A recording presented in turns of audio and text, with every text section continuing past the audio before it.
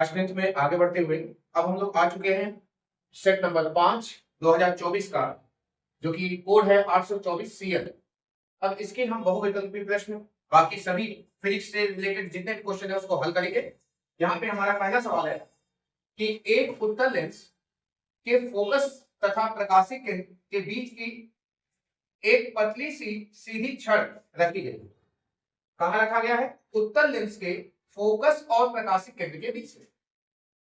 उत्तल लेंस के फोकस और प्रकाशिक केंद्र के बीच में ये उत्तल लेंस, ये मान लो इसका प्रकाशिक केंद्र O और ये मान लीजिए इसका क्या है? फोकस।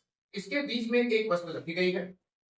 तो इस वस्तु का जो प्रतिबिंब बनेगा, सबसे पहली बात, ये फोकस और प्रकाशिक केंद्र के बीच में, यानी इसका आभासी बनेगा। इसका जो प्रतिबिंब बनेगा वो कैसा बनेगा? आभासी बनेगा। आप देख सकते हैं ये पीछे बढ़ाओगे तो कहीं ना कहीं जाके काटेगा। जहां काटेगा सबसे पहले प्रतिबिंब कैसा होगा? आभासी है। कैसा है? आभासी है। और ये सीधा भी है, दोनों में चल रहा है। और ये क्या है? बड़ा है ना, बड़ा है ना, यानी कि ऑप्शन नंबर क्या होगा? बी, आभासी, सीधा और बड़ा। ठीक, अगला क्वेश्चन। एक अवतल दर्पण की जो फोकस दूरी है वो कितना है? 10, यानी f का मान कितना है? अवतल दर्पण है वो दिया है 10। तो बताइए इसकी वक्रता त्रिज्या कितनी होगी? भाई वक्रता त्रिज्या के बाद क्या है तो इसका डबल हो जाएगा। डबल यानी कितना? 2 × 10 कितना आ जाएगा? 20 सेंटीमीटर। अवतल दर्पण है, यानी कि ऑप्शन कौन सा सही होगा? Option number A. Plus minus नहीं लिखना, क्योंकि बोल चुका है कि अवतल दर्पण है तो वो माइनस आएगा। ओके, अगला क्वेश्चन। काय की एक प्रिज्म से प्रकाश का अपवर्तन दिखा है। तो बताइए इसमें विचलन कोण कौन सा है? अल्फा है, बीटा है, गामा है, डेल्टा है? कौन सा है विचलन कोण? प्रकाश जहां से मुड़ती है, अपवर्तन के बाद जब मुड़ती है ना, तो वही जो कोण बनाता है अवयव से, ये हमारा विचलन कोण भी कर सकते हैं। तो यहाँ पे डेल्टा इसका क्या होगा? ऑप्शन सही। ये अल्फा, ये बीटा, ये गामा और ये डेल्टा। डेल्टा ही हमारा विचलन कोण है। ओके, अगला। तारों के टिमटिमाने की घटना। तारे कब टिमटिमाते हैं? जब वायुमंडलीय अपवर्तन होता है तब। परावर्तन होगा नहीं, व्यतिकरण होगा नहीं, इसमें रंग दिखता है। अपवर्तन की घटना कौन सी घटना है? अपवर्तन की घटना। ये इंपॉर्टेंट क्वेश्चन भी इसे तैयार करें। ठीक, बढ़ते हैं आगे प्रश्न की तरफ।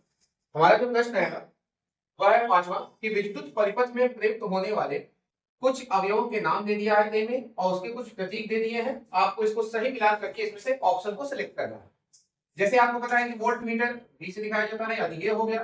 प्रतिरोध ये रहा, प्लग कुंजी नीचे है और सेल का मान ये रहा। यानी कि पहले का तीसरा ये चला और ये चला, दूसरे का पहला,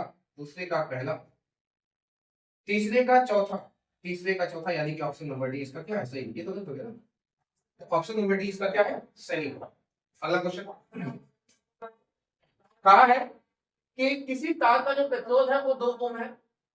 इसी पदार्थ के किसी अन्य तार को दिया गया जिसकी लंबाई है पहले तार से दुगनी और व्यास हो गया आधा।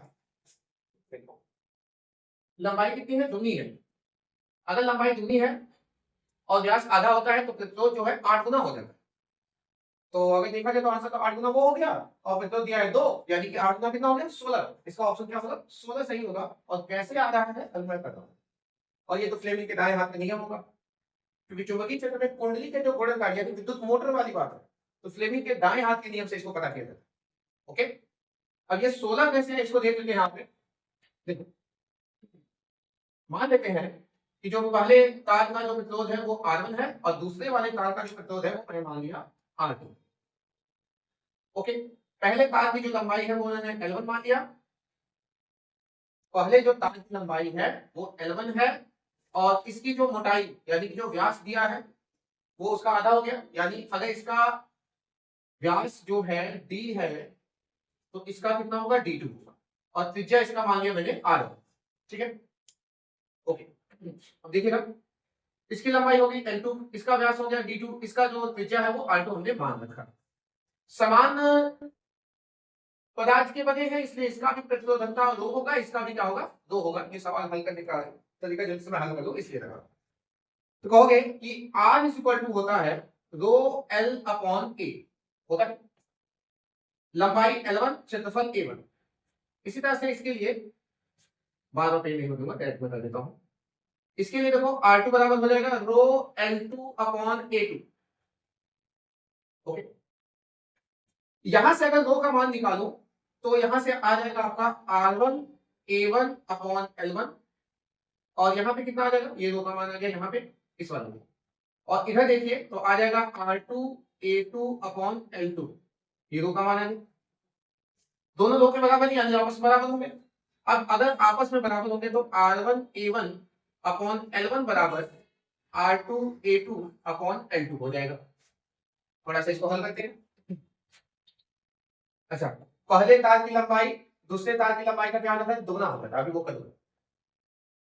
इसी प्रकार के अन्य तार की लंबाई पहले तार का दुगना है, यानी जो L2 है ये पहले का दुगना है। अगर ये दुगना है तो देखो यहाँ पे R1 A1 बटे L1 छोड़ा R2 A2 बटे में इसको लिख दिया 2L1, दुगना है ना जी, तो यहाँ से L1 से L1 कर लिया, एक फायदा। आगे बढ़ते हैं। देखो अब यहाँ बचा R1 क्षेत्रफल, अनुप्रस्थ क्षेत्रफल का फार्मूला होता है पाई आर स्क्वायर। क्या होता है, पाई आर स्क्वायर। अगर इसका R1 है तो ये क्या होगा, इसका व्यास d है तो इसका व्यास है पहले का आधा, यानी d1 बाई 2। क्यों, ये इसका व्यास अगर d1 है तो ये इसका व्यास क्या होगा, पहले का आधा होगा, तो यहाँ पे d1 अपॉन 2 हो गया। यहाँ मैं साफ साफ लिख देता हूं, ये है d1 अपॉन 2। तो त्रिज्या कैसे निकलती है, व्यास का आधा करने पे त्रिज्या मिलती है। यानी अगर मैं इस व्यास का, ये जो व्यास दिया है इसका आधा कर दूं तो मुझे त्रिज्या मिल जाएगा, यानी d1 बाई 4 हो जाएगा। यहाँ पे R1 का मान कितना है, d1 बाई 4, d1 बाई 4, ये याद रखिएगा। यहाँ पे मैंने कर दिया है, समझ सकते हैं भाई, व्यास है, व्यास का आधा त्रिज्या यहाँ R1 मिलता है और यही यहाँ पे हो गया। दो डबल दो कैसे है, एक तो पहले से और दूसरा हमने आधा किया, 2 गुना 4 हो गया, यानी d1 बाई 4। अब देखिए यहाँ थोड़ा सा ध्यान दीजिए, A1 का मान क्या होता है, पाई R1 स्क्वायर, तो पाई R1 का मान देखिए R1 स्क्वायर यानी कि d1 बाई 2 का होल स्क्वायर। ठीक है, बटन कितना है, L1 कर चुका है। इधर आ जाइए R2 A2 का मान क्या होगा, A2 का मान यहाँ से R2 रखेगा, तो पाई d1 बाई 4 का होल स्क्वायर। बटे में क्या है 2। देखो पाई से पाई cancel out, R1 into d1 square upon 4 is equal to R2 into d1 square upon 16 upon में 2। 4 1 जा 4, 4 4 जा 16 हो जाएगा, और d1 से d1 कर चुका। यहाँ पे अगर देखें तो सिंपल सा हमारा बचा क्या है, R1 बचा है, और यहाँ पे बचा है 2 गुना, ये कर चुका है, ये तो ऊपर का 2 था।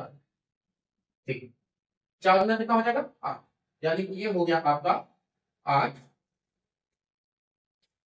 R2 बटे 8।